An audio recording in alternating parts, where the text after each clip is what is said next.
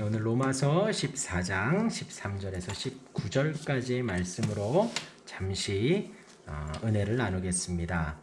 로마서 14장에서 성도가 어떻게 살아야 할지, 성도를 어떻게 대할지에 대해서 바울이 계속해서 설명을 하고 있습니다. 오늘 본문도 여태까지 이야기했던 이야기들을 다시 한번 정리하면서 성도가, 그리스도인이 예수님의 사랑을 입은 자가, 그 은혜를 받은 자가 어떻게 살아가야 할지를 보여주고 있습니다. 우리 첫 번째 비판하지 말라라고 합니다. 우리 방금 읽었지만 한 번 더 한번 읽어보겠습니다. 우리 13절 같이 읽어보겠습니다. 시작. 그런즉 우리가 다시는 서로 비판하지 말고 도리어 부딪힐 것이나 거칠 것을 형제 앞에 두지 아니하도록 주의하라. 아멘. 어떤 사람은 여기 로마의 성도들, 교인들 사이에서 어떤 사람들은 고기를 자유롭게 먹습니다. 주님이 주신 신앙의 자유라고 말하면서 고기를 자유롭게 먹습니다.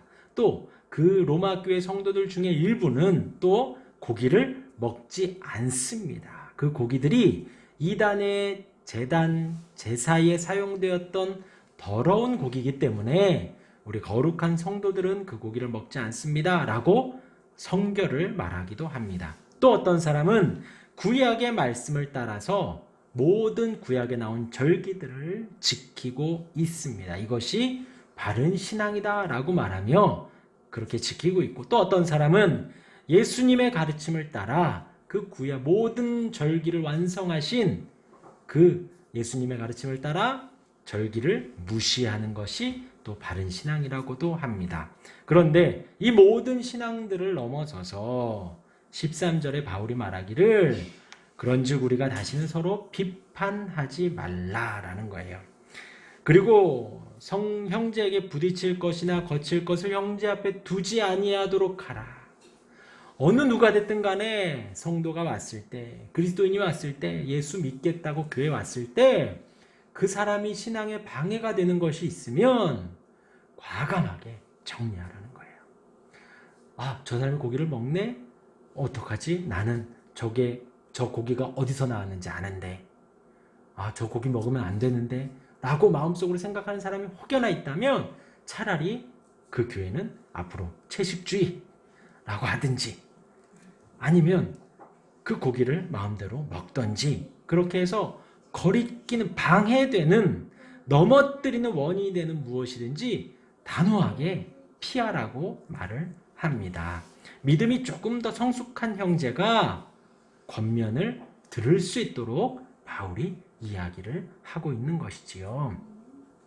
어른들과 아이들과의 갈등에 있어서 누가 참아요? 어른이 참죠. 아이들 먼저 이렇게 주고, 먹을 거 있으면 아이들 먼저 챙겨주고 하지요. 어른들이 참잖아요. 뭐 어른과 아이라는 비교가 되는 것은 아니지만 신앙에 연약한, 신앙을 이기기에 좀 힘든 분들이 있다면 신앙이 굳건하고 견고하고 그 부분을 무시할 수 있는 사람이 조금 희생하는 것이 맞지요. 마태복음 우리 7장을 한번 펴보겠습니다. 마태복음에 예수님께서 똑같은 말씀을 하시거든요. 마태복음 7장은 신약 페이지 10페이지에 있어요. 신약의 10페이지에 마태복음 7장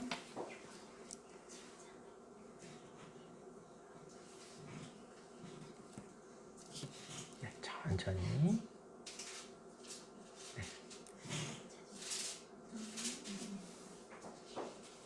10페이지 마태복음 7장 1절에서 5절까지 한번 보겠습니다. 우리 같이 7장 1절 같이 읽어보겠습니다. 시작.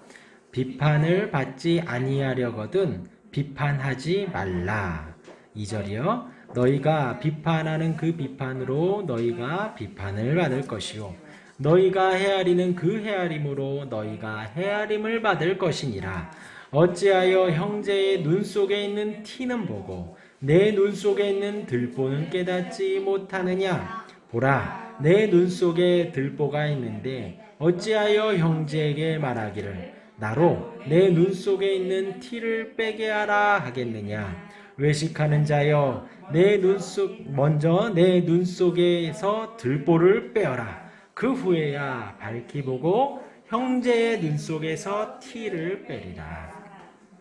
마태복음 7장은 산상수훈이라고 합니다. 예수님께서 산 중턱에 앉으셔서 말씀을 가르친 것입니다. 6장 끝부분에 예수님이 주기도문, 우리가 종종 하는 주님이 가르쳐 주신 기도문을 하십니다. 기도를 가르쳐 주시고 내일 일을 염려하지 말라라고 했어요. 내일 일은 내일 염려할 것이고 그날의 염려는 그날의 족하다라고 하시면서 바른 기도를 가르쳐 주셨습니다. 그것이 6장 마지막 부분에 나오고 7장에 들어서서 그렇게 기도하는 기도의 사람들이 어떻게 살았으면 좋겠느냐? 비판하지 말라라는 거예요. 예수님께서 선택하신 이 비판이라는 단어, 우리가 오늘 읽은 또 로마서 14장 13절의 그 비판이라는 말, 이 비판이라는 단어는 사실 우리가 아는 어떻게 저 사람 저럴 수 있지? 너 왜 그러니? 왜 이러니? 라고 하는 말보다도 더 강한 표현입니다. 단순한 정죄, 너 그러면 안 돼. 너 그러면 큰일 나. 그리고 왜 그랬어? 정죄나 판단이 아니라 강한 심판의 의미가 있는 겁니다. 우리가 비판할 때에 단순히 그 사람에 대한 조언을 하는 경우는 사실 그렇게 많지가 않아요. 우리 마음 내면에는 어떤 마음이 있냐? 그 사람보다 내가 조금 더 낫다라는 교만한 마음이, 교만한 태도가 먼저 시작이 됩니다.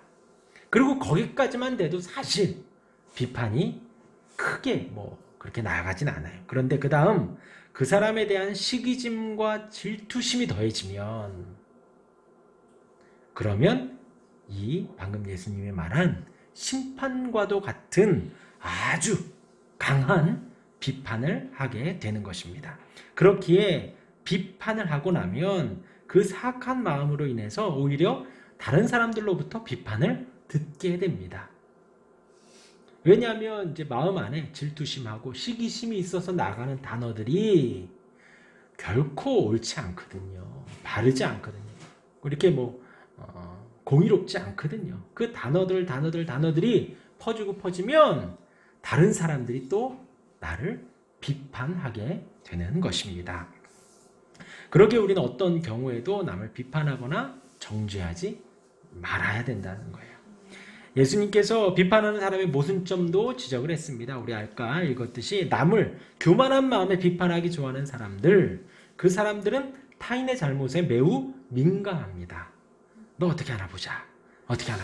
예, 민감하지요. 그런데 그렇기 때문에 그 사람의 티, 먼지와도 같은 지극히 작은 식물성 먼지래요. 이 티라는 단어가. 그래서 아주 작은 잘못, 아주 작은 결정, 그 형제의 눈 속에 있는 그 티는 잘 찾아낸다는 거예요. 그런데 교만하기 때문에 자기 눈 속에 있는 들보는 깨닫지 못합니다. 들보는 커다란 나무 등치를 말하는 거예요. 근데 어디에 있다고요 지금? 자기 눈 속에 있는, 자기 눈을 다 가리고도 남는 그 들보는 보지 못하면서 다른 사람에게 있는 먼지와도 같은 작은 티를 가지고 비판하고 비난하고 정죄하고 어디까지요? 심판하기까지 한다는 거예요. 그래서 예수님 말씀의 결론은 뭐냐? 우리가 다른 사람을 판단하거나 정죄할 때에 성도로서 그것은 바람직하지 못하다는 거예요. 바로 앞절에 기도하는 성도라면, 주님의 제자라면 그렇게 하지 못한다는 것이지요. 그러면 어떻게 해야 되느냐? 어쩔 수 없이 평가할 때에는 제일 먼저 나는 그런 자격이 있는지 스스로 한번 판단을 해보는 거예요. 그러면 한 번 더 단어가 정제가 되죠. 그리고 또 한번 생각해보고 또 한번 생각해보고 천천히 이야기를 하면 정말 그 사람에게 도움이 되는 조언을 해줄 수가 있을 것입니다. 그런데 그것이 아니라 내 눈에 있는 들보는 보지 못하는 거예요. 보지 않는 게 아니라 보지 못해요. 그 정도로 그런 형편없는 사람이 상대의 조그만 먼지는 가지고 막 난리를 친다라는 것이죠. 다시 우리 본문으로 돌아와서요. 우리들의 말 한마디가 그렇게 중요하다라는 것을 지금 바울도 또 예수님도 이야기를 하고 있습니다. 그러면서 이제 15절 말씀에 이렇게 이야기를 합니다. 로마서 14장 15절 말씀에 만일 음식으로 말미암아 내 형제가 근심하게 되면 이는 내가 사랑으로 행하지 아니함이라. 그리스도께서 대신하여 죽으신 형제를 내 음식으로 망하게 하지 말라. 우리가 만약에 말을 하는 것, 우리가 교회 내에서 어떠한 뭐 고기를 먹고 안 먹고 우리가 이렇게 하고 그 모든 것에 있어서 만약에 어떤 사람이 뭐 상처가 됐네, 힘드네, 그런 것 좀 없앴으면 좋겠네 라고 한다면 우리 안에 사랑이 없다라는 거예요. 사랑이. 우리 안에 사랑을 충만하게 담아서 한마디 그냥 혼자가 아니라 나 혼자가 아니라 상대를 배려하며 내가 담은 사랑을 상대가 알 수 있도록 내가 지금 당신을 너무나도 사랑하고 있습니다. 우리는 당신을 너무나도 존경하고 있습니다. 라는 것을 알 수 있도록 우리가 준비를 한다면 만약에 그런 모든 것들을 예를 들어서 정말 고기 하나 때문에 어떤 한 성도가 시험에 들게 된다면 교회 내에서 충분히 그럴 수 있죠. 앞으로 우린 고기 먹지 말자. 당분간 그분의 신앙이 잘 먹지 말자라고 결단을 하고 그 성도가 세워지고 그 성도가 구원에 이르고 그 성도가 신앙이 자라도록 모든 성도가 다 그렇게 마음에 차서 사랑을 담아 한다면 과연 비판할 수 있을까요? 그렇게 결정해서 준비하는데 예를 들어서 의자가 뭐 마음에 안 듭니다. 의자 다 치울 수 있죠. 다 치운다라는 결심을 했을 때 마음 안에 그래 치우고도 네가 잘 나오나 보자 라는 마음으로 하지 않잖아요. 그래 치워서라도 당신의 신앙이 자라기를 원합니다.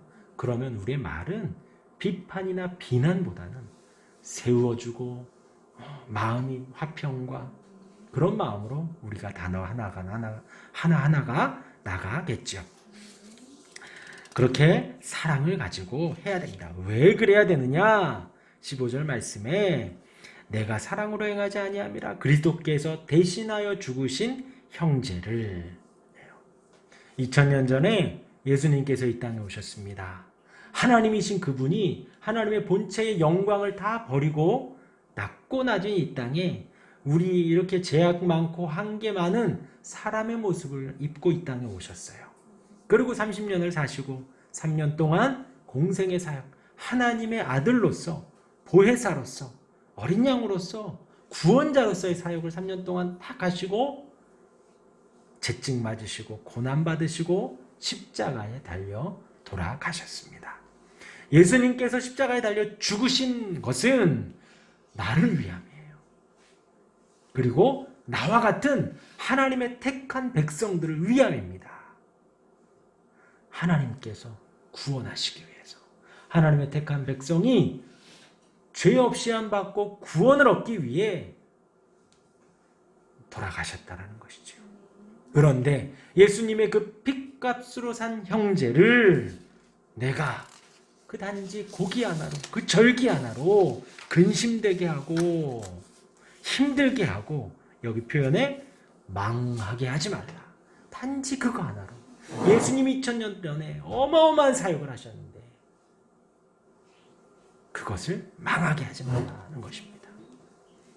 그렇죠? 되게 무서운 말이에요. 단지 뭐 상처 좀 받고 위로해주고 뭐 이렇게 오해가 있으면 풀고 이해시켜주고 그 정도의 의미가 아니라는 거죠. 그리스도께서 핏값 주고 산 형제를 망하게 한다. 무슨 말이에요?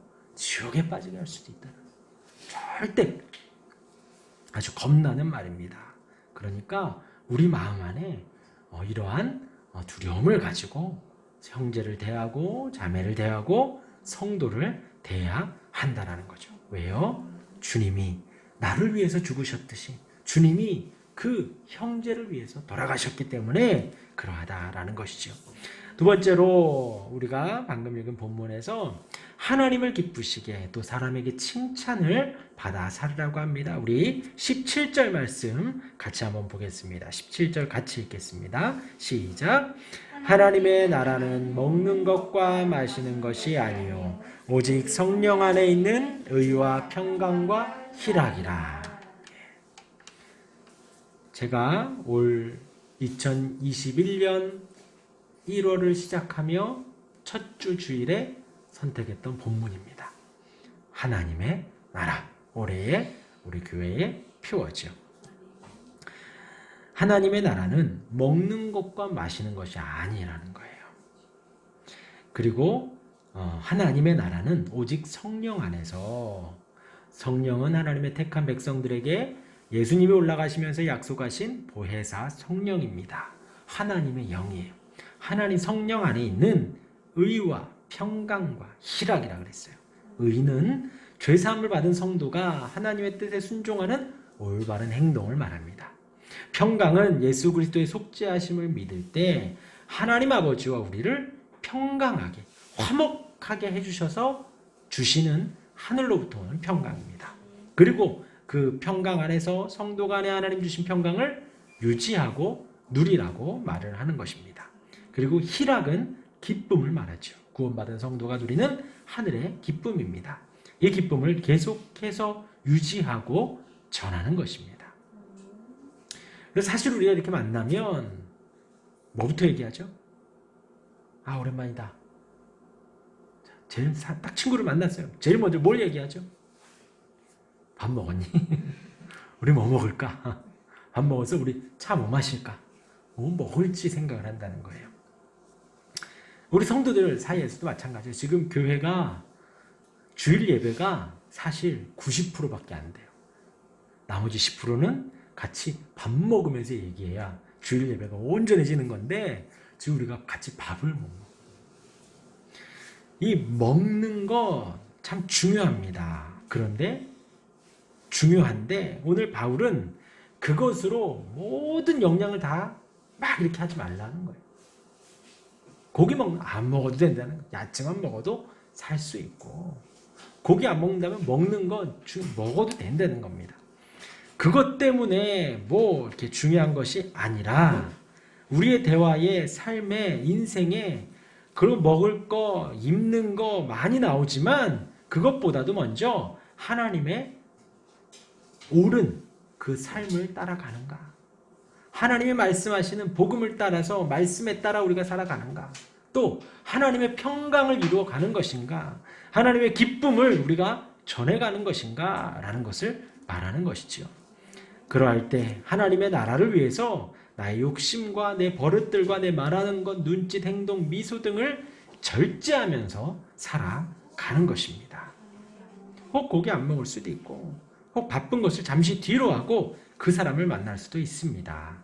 어떤 날에 내가 뭐 해야 되고 그것보다도 한 영혼의 구원을 위해서라면 내가 내 정한 그 날을 포기하고 만나러 갈 수가 있는 것이지요.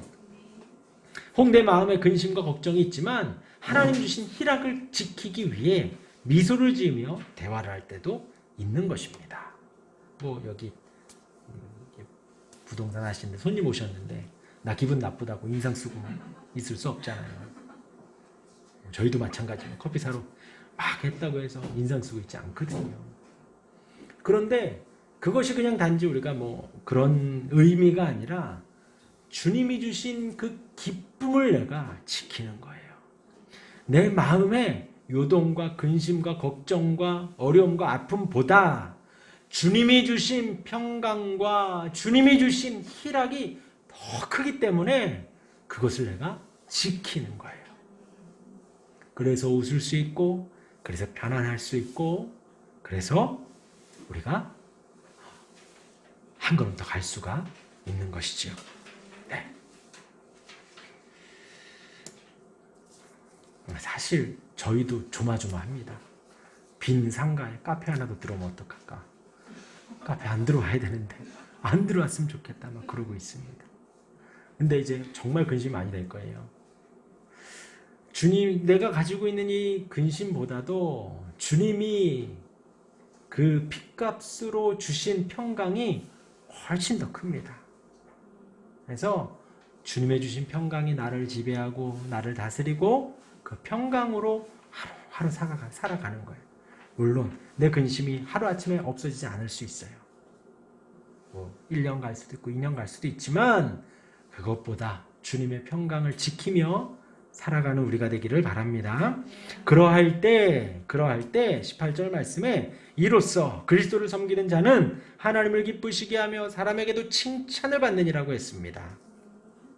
그렇게 평강을 지켜가고 기쁨을 지켜가고 또 옳은 것을 따라 살아갈 때 그 삶이 뭐냐? 하나님이 기뻐하시는 삶이라는 거예요. 하나님이 좋아한다라는 겁니다. 이걸 보고 기특하다. 정말 잘했다. 등 두들겨 주시는 그 하나님을 기쁘시게 하는 우리가 된다는 것이죠. 마지막 세 번째로 화평과 덕을 세운 데 입으라 라고 했습니다. 우리 19절 같이 한번 읽겠습니다. 시작.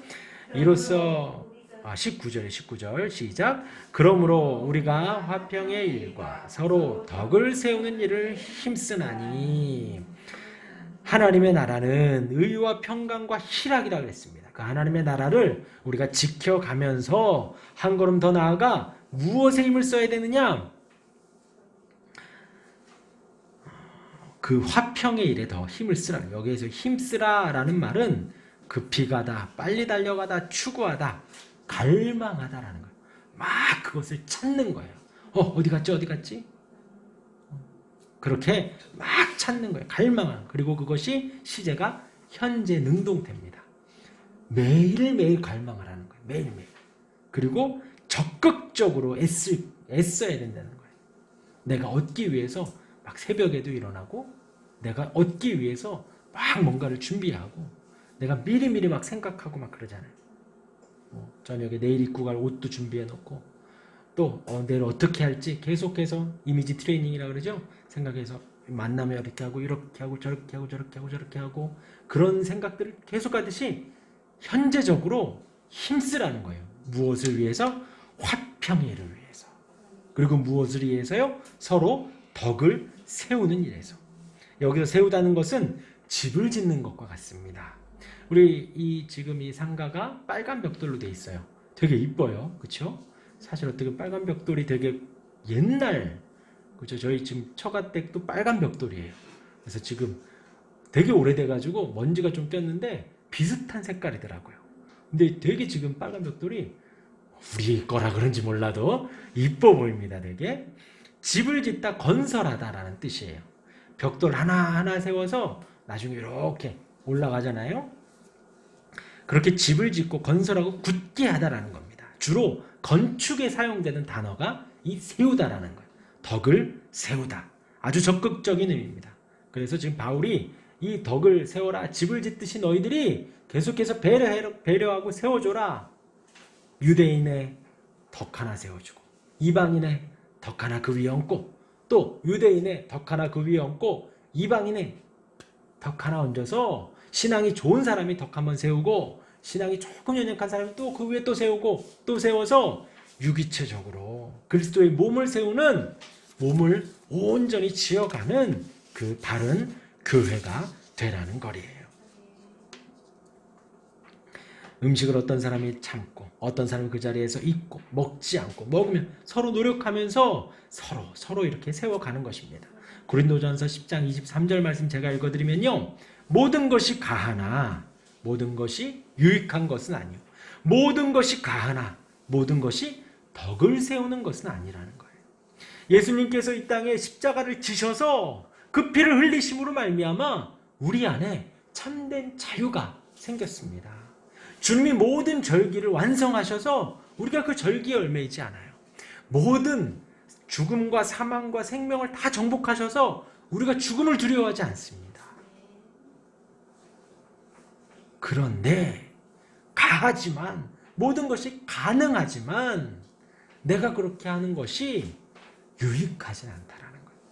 내가 그렇게 하는 것이 남의 덕을 세워주진 않는다는 거예요. 저희가 학생 때 술 먹지 마라 막 교회에서 많이 교육을 받았어요. 제가 한번 말씀드린 것 같은데 어떻게 말씀을 드렸냐? 저희 중고등학교 때 교회에서 전도사님이 이렇게 술을 너희들이 나중에 대학교 가면 MT도 가고 뭐 오리엔테이션도 가고 그렇게 선배들하고 모이면 술자리가 생길 거야. 그리고 직장에 가도 뭐 이렇게 뭐 부장, 차장, 대리들이 이렇게 만들 거야. 술 한잔 하라고 할 거야. 그러면 절대로 한 잔도 먹지 마. 왜냐하면 그 한 잔을 먹으면 한 잔이 두 잔 되고 두 잔이 세 잔 되고 세 잔이 한 병 되고 두 병 돼서 나중에 막 내가 이기지 못할 정도로 먹게 되니까 단 한 잔도 먹지 말라는 거예요. 그러면 이제 또 어떤 선배가 또 그래요. 그렇게 이제 술자리에서 안 먹는다 그러면 꼭 어떤 사람이 나타난대요. 나도 교회에서 안수 집사야, 장로야, 괜찮아, 먹어도 돼. 그런 사람이 꼭 한 명씩 나온다는 거예요. 우리 중에. 나도 먹으니까 너도 먹으라고. 절대로 그 유혹에 넘어가지 말라는 거예요. 근데 왜냐면 그 술 한 잔 마시는 게 뭐 신앙에 천국 가고 지옥 가는 그 잣대가 아니거든요. 술 한 잔 먹고 안 먹는 게. 그런데 거기 앉아 있는 사람들 중에 암암리의 성도가 되고자 하는 하나님의 백성들이 가만히 살펴보고 있는 거예요. 지금은 교회 안 다니지만 만약에 술을 딱 안 먹으면 거기서 또 하나를 딱 세워요. 아, 저 사람은 참된 그리스도인이구나. 그리고 만약에 회사 생활하다가 막 이렇게 뭐 혼나기도 하고 뭐 그러잖아요. 분명히 저 사람 욕 한마디 할 법한데 욕을 안 해. 아, 저 사람 또 그리스도인이구나. 또 하나를 또 세워놓는 거예요. 또 모든 삶을 지켜보다가 이 암암리의 그리스도인이 그 사람을 보고 다시 아, 하나님이 살아 계시는구나 하고 교회에 나올 수가 있는 거죠. 그런 의미에서 저희가 중고등학교 때 신앙교육을 받을 때 술 한 잔도 먹지 마라 막 그렇게 이야기를 했단 말이죠. 오늘 말씀에 그런 모든 것이 가능해요. 그런데 유익하지 않다라는 거죠. 신앙적 이익을 주지 않아요. 모든 것이 가지만 그것이 다 덕을 세우지는 않아요. 술 한 잔 먹는 거 누가 뭐라 그러겠어요? 술 아닙니다. 누가 뭐라 그랬어요? 그런데 이것이 덕을 무너뜨리는 일들을 할 수가 있다라는 것이지요. 그러면서 방금 고린도전서 10장 23절 말씀드렸죠. 이어서 13장에서 사랑에 대해서 말씀을 하면서 사랑은 자기의 유익을 구하지 않는다. 바울이 그랬어요. 정말 사랑하면 내 유익보다는 누구의 유익이요? 상대의 유익을 구하는 거예요. 나는 괜찮아. 너 더 먹어. 우리 어머니들이 자식 내리사랑할 때 그러잖아요. 집에 아무리 고기가 있어도 남편 들어오면 안 해주고 아들 들어오면 해주잖아요. 그렇죠? 쌀이 분명히 많은데도 남편이 밥 먹었다 그러면 그냥 찬밥 주는데 아들 안 먹었다 그러면 다시 새밥 해주잖아요. 뭐 저희가 늘 그랬어요. 처갓집 지금 가도 그렇고 저희 본가를 가도 그렇고요. 꼭 밥통에 밥이 있는데 밥을 꼭 새로 하시더라고요. 사랑은 나의 유익보다 상대의 유익을 더 구하는 것이 사랑입니다. 주 안에서 자유한 우리가 모든 것을 할 수 있지만 그것이 우리의 신앙생활에 다른 사람의 신앙생활에 유익한 것이 아니고 모든 것이 가능하지만 그렇게 한들 덕을 세우지는 못한다는 것입니다. 하나님의 사랑을 입고 그 사랑으로 우리가 살아가요. 만약에 하나님의 사랑이 없다면 우리 교회는 윤리적인 도덕적인 교회밖에 되지 않습니다. 이거 하십시오. 저거 하지 마십시오. 말씀 오늘 이야기한 대로 비판하지 마십시오. 긍정의 말하십시오. 저거 하지 마십시오 하는 도덕적인 교회밖에 되지 않는데 전제가 그거예요. 하나님이 우리를 자기 몸 버려 사랑하셨어요. 자기 몸을 모든 피를 쏟고 물을 쏟아 십자가 지셔서 죽으시기까지 우리 한 사람 한 사람을 사랑하셨어요. 그 사랑을 확증하신 거예요. 보여주신 거예요. 증거하신 거예요. 우리가 그 사랑을 입었기 때문에 우리 또한 주님이 살아가신 그 길대로 비판하지 않고 남의 덕을 위해서 다 자신의 유익이 아닌 다른 사람의 유익을 따라 덕을 세우며 살아가는 것입니다. 나의 기쁨보다 하나님의 기쁨을 더 생각하고 나의 유익보다 하나님의 유익, 다른 사람의 유익을 더 생각하는 것입니다. 정리하면 이렇습니다. 비판하지 말라 했습니다. 비판하고 판단해야 할 혹여나 그런 자리나 상황이 된다면 내 눈에 들보를 먼저 보고 다른 사람의 티를 보며 이야기를 해야겠습니다. 하나님의 의를 쫓아서 살아가야 됩니다. 옳은 것 의와 화평과 평강과 희락, 기쁨이라고 말씀드렸습니다. 그것이 하나님을 기쁘시게 하는 삶입니다. 또한 마지막으로 우리의 삶의 화평과 덕을 세우며 집을 짓듯이 하나하나 세우며 살아가야겠습니다.